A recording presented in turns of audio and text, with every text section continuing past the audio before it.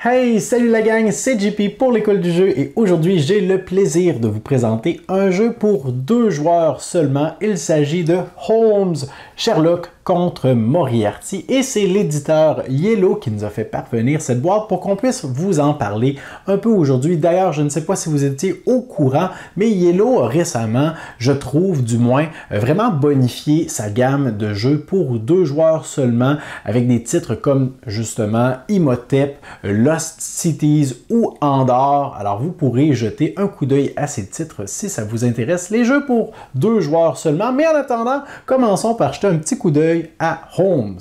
L'école du jeu, en partenariat avec la boutique L'Imaginaire, au-delà de vos attentes.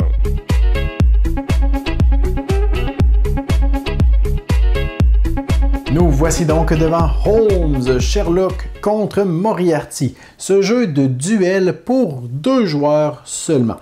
Et dans l'univers de Holmes, nous avons bien évidemment Sherlock et son ennemi juré, James Moriarty, qui vient d'effectuer une attaque à grande échelle sur le Parlement. L'objectif de ce jeu sera donc d'obtenir des indices et des informations auprès de différents personnages tout au long de la partie, qui va durer 7 jours, pour, dans le cas de Sherlock, faire accuser Moriarty et dans le cas de Moriarty, réussir à s'innocenter et à s'en tirer indemne. J'attire votre attention sur certains éléments de jeu. Au début de la partie, les joueurs vont récupérer leur carte personnage. On peut décider de jouer avec les règles de base ou les règles avancées. Si on décide de jouer avec les règles avancées, on retourne nos cartes et on aura alors un pouvoir qu'on pourra utiliser en alternance. Les joueurs vont récupérer également 3 hommes de main, des jetons indices. Nous avons dans le haut ici les cartes communes qui sont accessibles pour tous les joueurs, dont la valeur va varier de 3 allant jusqu'à 9. La valeur indiquée sur ces cartes représente aussi le nombre de cartes à cette effigie qu'on retrouvera dans le paquet. Alors, dans tout ce paquet, il n'y aura que 3 cartes de ce type. Mais il est possible également de retrouver dans le paquet de cartes indices des jokers qui pourront à certains moments bonifier le nombre de cartes qu'on aura d'une certaine catégorie, ainsi que des cartes partie de plan. Alors, on a la possibilité d'en récupérer le plus possible pour accumuler les points à la fin de la partie. Et finalement, on a notre plateau central juste ici avec 3 personnages qui sont imprimés, qui seront toujours présents et disponibles. Dès la mise en place, nous allons mélanger toutes les cartes qui sont ici et on va en dévoiler 2. Nous aurons donc 5 personnages possibles à visiter dès le début de la partie. Ce sont des emplacements où on pourra résoudre des actions. Au début de chacun des tours, on va retourner une nouvelle carte et on va faire ça pour chacun des 7 tours du jeu, au terme duquel celui avec le plus grand nombre de points de victoire sera déclaré grand vainqueur. Le principe de jeu est assez simple. Sherlock commence toujours les tours. Alors, c'est toujours lui qui va jouer en premier au début de chacun des jours. Il va prendre l'un de ses ouvriers et va venir le placer sur un des personnages où il n'a pas précédemment déjà placé un ouvrier. Alors présentement, tous les emplacements sont disponibles et chacun de ces personnages va lui donner différents avantages. Alors il pourrait décider de venir voir Wiggins juste ici pour récupérer 5 jetons indices supplémentaires qu'il va pouvoir ajouter à sa réserve. Il va toujours placer son personnage couché comme ceci pour indiquer que l'action a été faite. Et par la suite, eh bien, c'est au tour de James Moriarty de prendre l'un de ses hommes de main et l'envoyer dans un lieu où il n'a pas précédemment placé un homme de main. Il peut sans problème venir jouer au même endroit que Sherlock.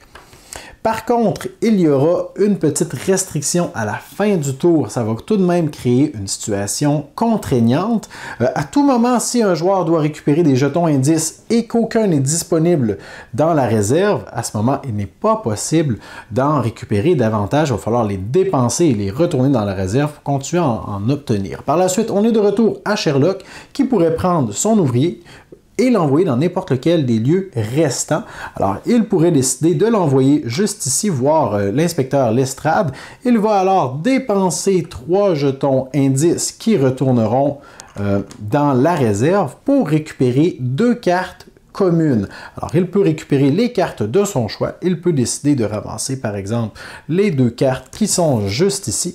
Il va donc les mettre face visible près de son espace de jeu et on va en dévoiler tout simplement 2 nouvelles. Et ce serait à notre adversaire de continuer, qui pourrait, par exemple, décider de venir rencontrer le Von Kram. Alors, cette carte est intéressante. Elle va donner un avantage au joueur qui joue l'action ici. Alors, gratuitement, le joueur peut récupérer n'importe laquelle de ses cartes. Il pourrait, par exemple, décider de ramasser la carte de valeur 7.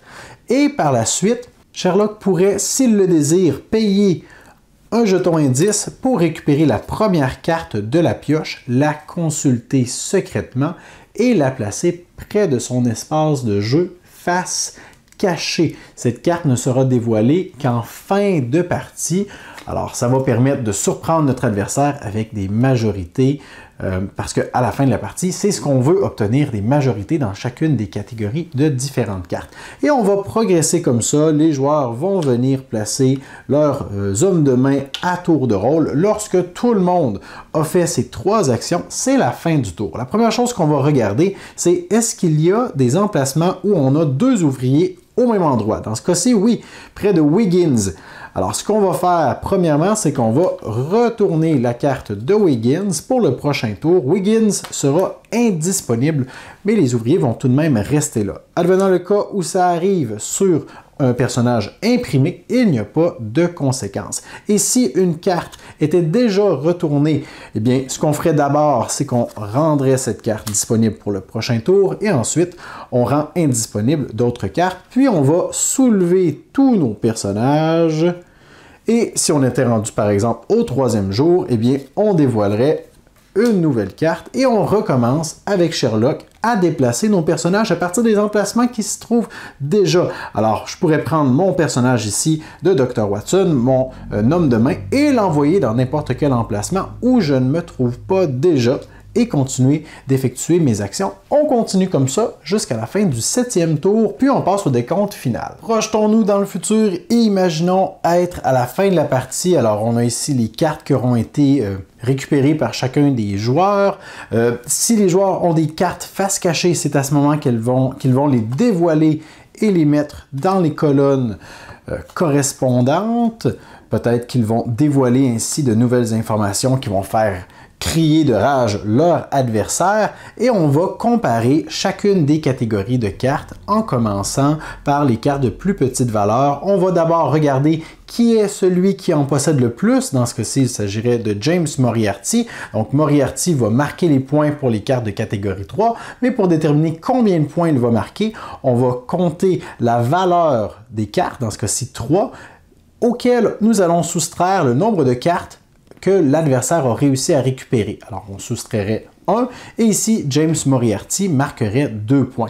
Et on pourrait continuer comme ça avec chacune des cartes. Si on a des égalités, eh bien, ça s'annule. On peut également être pénalisé si on a mal utilisé nos jokers à la fin de la partie. Et on a également un petit bonus également si on a réussi à récupérer plusieurs plans. Alors, dans ce cas-ci, 3 cartes nous rapporteraient 3 points. Suite à ce décompte, celui avec le plus grand nombre de points est déclaré grand vainqueur. Et voilà pour la présentation de Holmes Sherlock contre Moriarty. J'espère que vous avez bien apprécié cette vidéo. Si c'est le cas, vous pouvez me laisser des pouces vers le haut, ainsi que vos commentaires sur vos expériences de jeu ou tout simplement vos retours sur comment vous trouvez le jeu en vous basant sur les informations que je vous ai données aujourd'hui. Et finalement, je vous remercie pour votre écoute et je vous dis à la prochaine.